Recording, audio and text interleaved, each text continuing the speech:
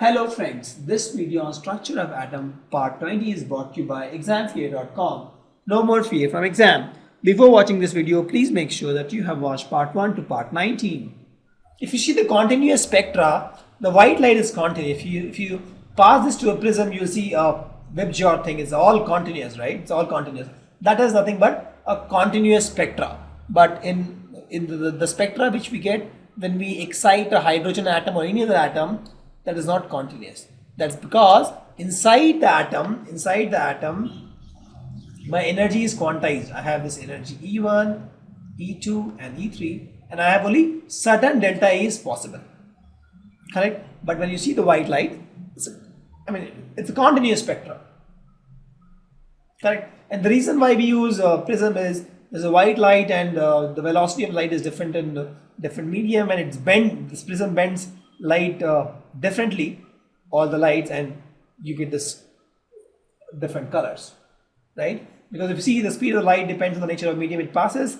As a result, light is deviated or refracted from the original path when it passed through.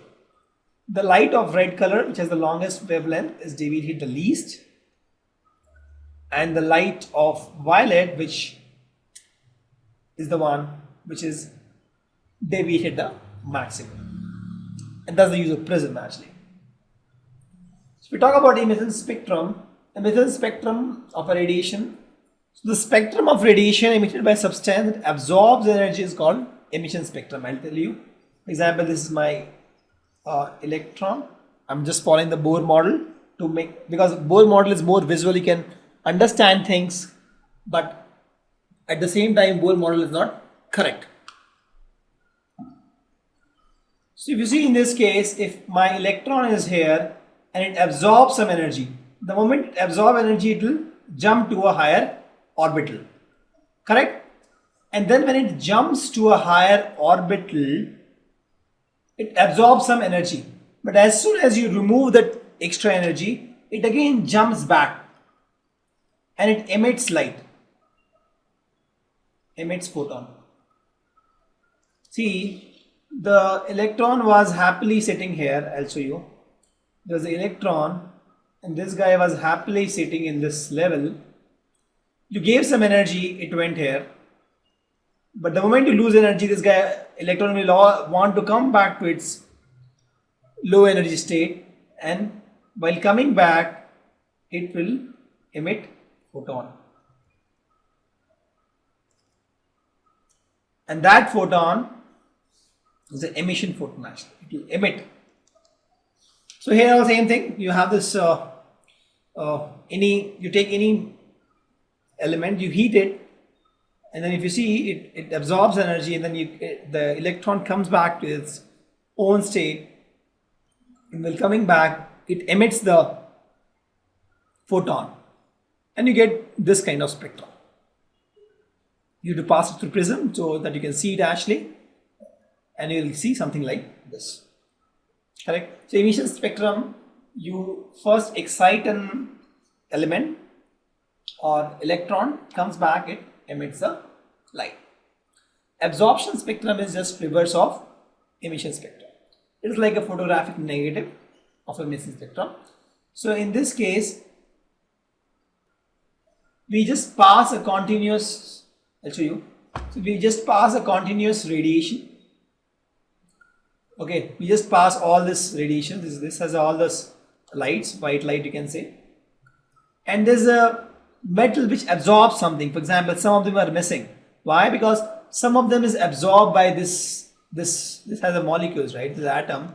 So this atom will take some, absorb some energy to go to this state, right? Higher state. It will absorb some energy. So whatever you get here output, this will have some missing spectrum, right? Or missing photons. Why? Because it has everything. You pass it through cold or some gas.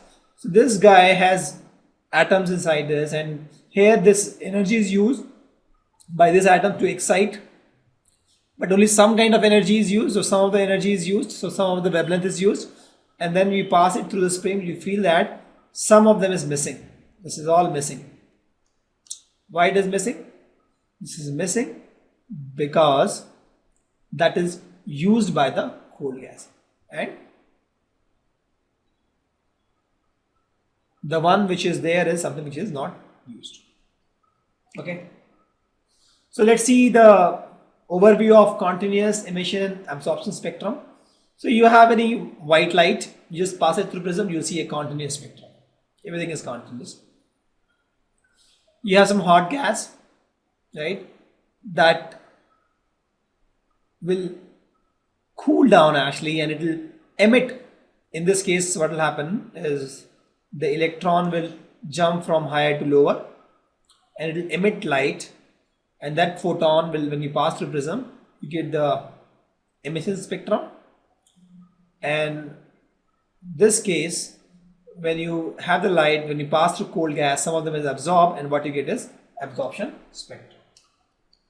So if you see in this absorption spectrum, only few of the energy is missing, few of the wavelength is missing. Apart from that, you get everything. So these are the three different kinds of spectrum we have. Continuous, you just take a light, pass it through prism, you get continuous.